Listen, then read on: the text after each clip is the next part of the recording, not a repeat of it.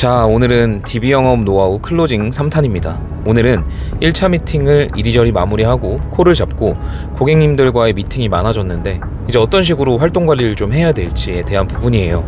제가 DB 영업을 처음 시작하고 처음엔 소극적으로 했었지만 한두 달 지나고 나서는 더 할 수 있겠네 라는 생각이 들어서 조금 적극적으로 전투적으로 임했거든요. 그러니까 제 역량이 아직 부족할지도 모르는 상태에서 그냥 전투적으로 임했습니다. 그러니까 DB를 더 많이 썼다는 거죠. 근데 자꾸 내 역량에 맞춰서 난이도를 설정하는 게 아니라 난이도에 내 역량을 맞춰갈 필요가 있습니다. 그게 전투적이고 성장적인 모습이죠. 그래서 제가 그렇게 DB 구매율을 좀 올리고 DB를 좀 더 많이 쓰고 더 많은 시간을 쓰면서 깨달았던 부분입니다. 그래서 지극히 주관적일 수밖에 없어요. 왜냐하면 제 노하우이기 때문에. 그렇지만 열심히 하시는 분들께는 분명히 도움이 되실 거라 생각하고 오늘도 영상을 한번 찍어보도록 하겠습니다. DB를 구매하고 콜을 많이 하고 콜이 많이 잡히고 이제 1차 미팅들이 되기 시작하면 굉장히 바빠지고 정신이 없어지기 시작해요. 일단 미팅을 하긴 하고 있는데 계약은 바로 안 들어가잖아요. 제가 저번에 말씀드렸던 것처럼 계약은 두 번째 미팅 때 보통 들어가기 때문에 첫 번째 미팅만 마무리를 해나가는 과정 속에서는 무언가 몸은 바쁘고 피곤한데 계약이 성사되고 있지 않으니 초조한 마음이 들 수 있어요. 저도 처음 시작했을 때 한 2주차 정도 끝날 때까지는 계약이 없고 1차 미팅만 주구장창 하다 보니까 이게 맞나? 이러다가 마감 못하면 어떡하지? 라는 생각을 처음 했었던 것 같습니다. 하지만 그런 여러 가지 시행착오와 경험을 겪고 나니까 그게 당연하다는 걸 느꼈어요. 그래서 어떻게 관리를 해야 되냐면요, 일단 DB를 많이 구매하시고 좀 바쁘게 활동량을 가지시는 분들께서는 미팅이 많으실 겁니다. 이제 1차 미팅 쭉쭉쭉쭉쭉 하실 거예요. 그러면은 그 1차 미팅 하고 마무리 지을 때 고객님들한테 제가 저번 영상에서 비교하는데 분석하는데 일주일 정도 시간이 걸려서 그 정도 이후에 연락드리고 브리핑을 드리겠다라고 말씀하라고 말씀드렸잖아요. 그럼 그 이후에 이제 정말 일주일이라는 시간이 우리에게 있습니다.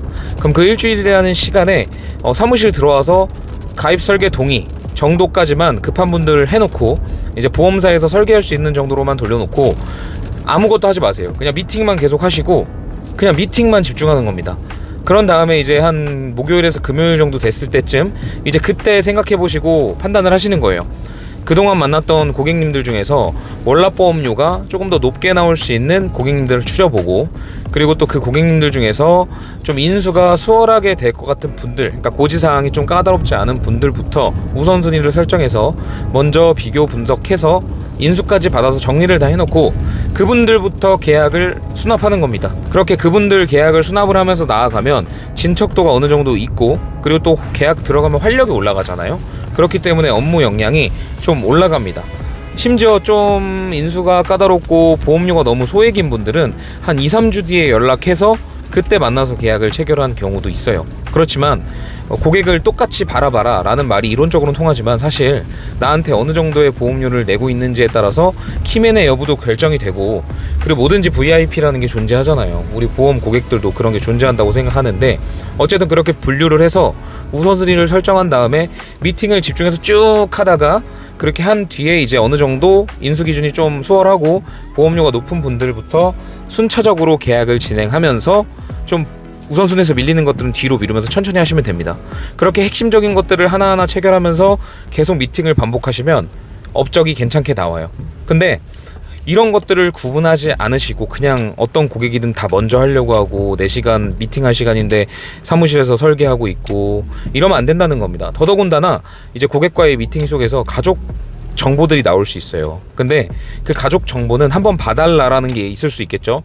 근데 그런 것들이 계약이 들어갈지 안 들어갈지도 모르는 상태에서 기존 고객님 계약을 체결하지도 않은 상태에서 가족 것들을 다 비교하고 다 짜놓고 다 출력해놔봤자 그 계약이 안 들어가면은 그 시간대 기회비용을 다 날리는 겁니다. 그래서 내 앞에 앉아있는 이 고객님의 계약부터 온전하게 체결을 하고 나서 그 이후에도 고객님이 만족스러워하고 가족과의 어떤 계약 가능성이 높아졌을 때 그때 이제 가족 거를 준비하시면 돼요. 그러니까 대부분 고객님이 해달라고 한다고 다 해주는 경우가 있는데, 그렇게 해주시면은 귀한 이 영업 한 달이라는 시간 동안 좀 퍼포먼스를 내기가 어렵습니다. 한 100만 원 정도는 어떻게 해도 나올 수 있겠지만 이제 200-300만 원 정도 가려면 좀 업무를 잘 활용해서 시간을 잘 효율적으로 써야 돼요. 그러려면 우선순위가 무조건적으로 설정이 돼야 되고, 방금 말씀드렸던 것처럼 고객님께서 가족 정보를 준다고 하더라도 그거를 냅쭉 받아서 하는 게 아니라 좀 중요한 것부터 할 필요가 있고요. 그리고 이제 마지막으로 한마디만 더 드리면, 설계할 때도 이제 설계를 사무실에서 해야 되는 것과 이제 업무 끝나고 집에서 노트북을 켜고 할 수 있는 것과도 구분을 해야 됩니다. 즉 우리가 하루 활동 중에 고객을 만날 수 있는 시간은 온전히 미팅에만 쓰고요. 이제 사무실 내에서 할 수 있는 건 만약에 프린터나 여러 가지 스캔 이런 준비가 안 되어 있는 분들은 사무실에서 그것까지만 딱 해놓으실 수 있는 일을 사무실에서 다 처리해 놓고 나머지는 업무 끝나고 자택에 가서 하셔도 돼요. 꼭 사무실에서 설계할 필요는 없다고 생각하고요. 그건 설계할 수 있는 게 집에서도 된다면 집에서 하시면 되고, 나머지 시간들은 고객을 많이 만나시고, 이런 식으로 좀 업무를 효율적으로 잘 다루셔서 하시는 게 이제 일잘러가 되는 비법입니다. 무조건 사무실에서 오랜 시간을 있는다고 해서 업적이 올라가는 것도 아니고 돈을 많이 버는 것도 아니에요.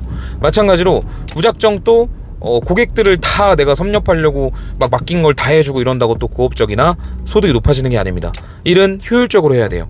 근데 처음에 효율이 있을 수 없죠. 처음엔 부족하니까 몸을 많이 써야 되고 시간을 많이 써야겠지만, 그럼에도 불구하고 우리 생각 속에서는 자꾸 일을 효율적으로 하려면 어떻게 해야지?